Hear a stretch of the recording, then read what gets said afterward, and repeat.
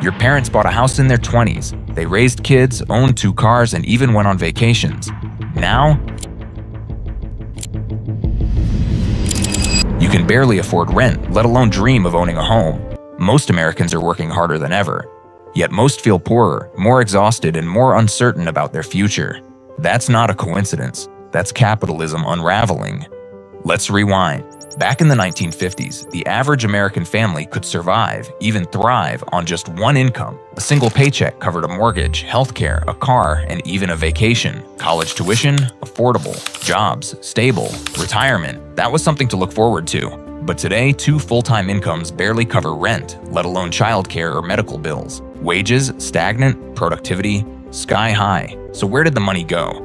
Let's go back to the basics. Capitalism is a system where private individuals or companies own the tools to produce goods and services. These tools, factories, land, technology are used to make profit. And the idea is simple. The more efficiently you use your resources, the more you can grow. But to keep growing, capitalism needs one thing above all else: profit. Constant profit. So companies look for ways to make more by spending less. That's when the shift began. In the 1980s, under leaders like Ronald Reagan and Margaret Thatcher, markets were deregulated. Taxes for the rich were slashed. Unions were broken. Globalization became the golden ticket. Companies could now manufacture abroad, pay less, and profit more. And they did. As a result, jobs started disappearing. Factories moved overseas. Labor was cheaper in China, Mexico, and Vietnam. And American workers, they were left behind. Between 1979 and today, the US lost nearly 8 million manufacturing jobs. Real wages, the money you actually take home after inflation, have barely grown in over 40 years. Meanwhile, CEO pay has exploded, up over 1,000% since 1978. But here's where it gets worse. We were told, don't worry, the economy is growing. And technically, that's true.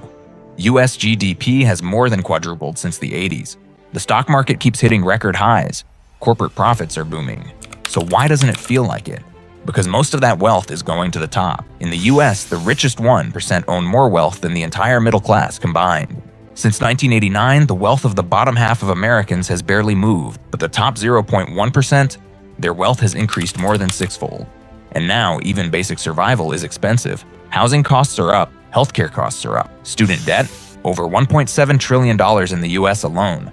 Food prices, breaking records every year. Therefore, we live in the illusion of choice. You can rent everything, your home, even your car. But ownership, that's slipping away. We're stuck in subscription life. Monthly bills that never stop. Debt that never shrinks. Raises that barely matter.